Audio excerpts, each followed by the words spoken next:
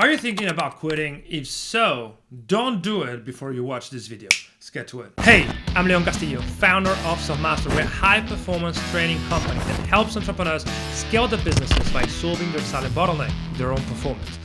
We transform the unproductive, overwhelming, and focused entrepreneurs into laser-focused business athletes that can achieve in one day what they previously achieved in 1 week.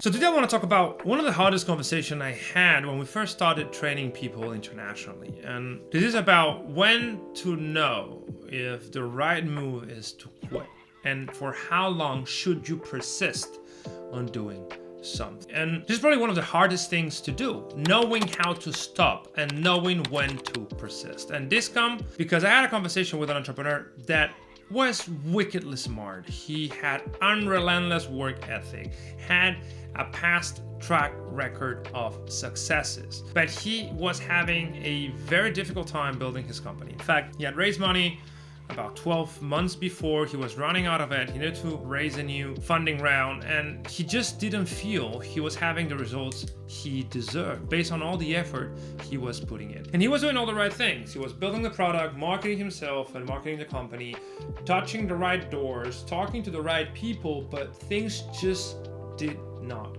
click. And that's when he came to us. And in one of those sessions that we had after we trained him, he showed me a question that really left me pondering for several weeks. And it was, how can I know if I'm wasting my golden years building the wrong company? And that hit me like a brick, because people hired Selfmastered to provide perspective, advice, qualified help on issues. But sometimes, let's see, a few times, there's questions that really stop us in our tracks that we don't have an immediate answer to, and we need to find it together. And this is one of those moments. And at that time, I could totally see where he was coming from, right? Smart, hardworking, doing the right thing, having no results. Why is that? Of course, there were a few things that were missing, but he just didn't see the fruit of his labor. And the reply I provided to him was inherently philosophical, which is the one that I'm going to share with you today. Which is, first of all, there's no way of knowing what is the right company to build, or what is the right career to pursue, or what is the right person to marry. You cannot know that in knowing there's one special person for each person. That's just not how I see life. I believe that you care about the things you nurture. So it's really about developing a story together with your career, with your business, and your personal life. But in the case of businesses, you don't know if the business you decided to build is the one that maximizes your abilities, provides the most intrinsic motivation, and serves the largest amount of people. You cannot know that when you've set yourself for this new business. So the answer to this riddle is found through effort, and specifically through pride. Why do I say this? Because we humans create meaning out of experiences, especially if those experiences are painful, are hurtful, provide resistance. And it's the overcoming of those challenges, whatever those challenges might be, what creates meaning. And that meaning eventually gets interwoven into the narrative that we create for our lives. So without that struggle, there's no life, or at least there's no narrative that supports a happy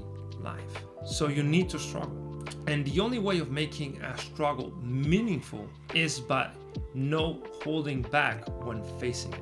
Because it is very easy to convince yourself that you've done enough, that you've done what you needed to do, that there's not much more you could be doing to solve a specific situation. But oftentimes that isn't true. There's always reserve. The Navy SEALs live by the 40% rule. When you think you cannot go further, there's only 40% there, because the body will carry way more damage than the mind would like to withstand. So this same mental model can be applied to business. If you feel you have exhausted all of your options, if you go to bed at midnight and wake up at 5 a.m. thinking about the same thing and not knowing how to solve it for several months in a row, then maybe you are trying to solve the wrong problem for yourself. But if you do not do this, if you half-ass your effort, if you convince yourself that spending seasons on social media is the modern way entrepreneurship is done, if for whatever reason you shy away from the necessary work that needs to get done, then your experiment is not complete.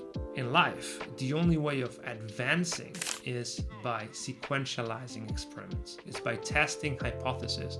It's by moving forward. And the only way of moving forward with poise, knowing what you're doing, is essentially making sure that you validate all of your hypotheses. Because half-assing your way through life or through business or through your relationship without ever being committed to making them work is a surefire way of avoiding the necessary struggle that provides meaning to our life.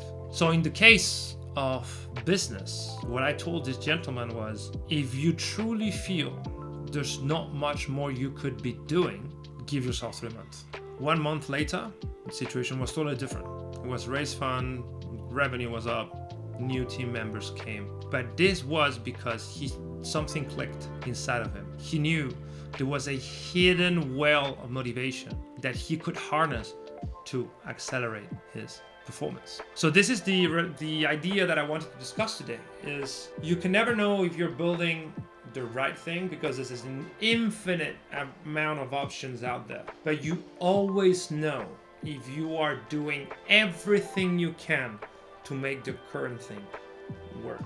And in a world where one of the rarest character traits is courage, which fosters resilience and persistence, being able to remain at the thing is most probably the key defining factor in getting what you want. So I hope this was not too rambly or whatever, but I just want to share this with you because I think it's interesting to think at life as some sort of narrative that you create.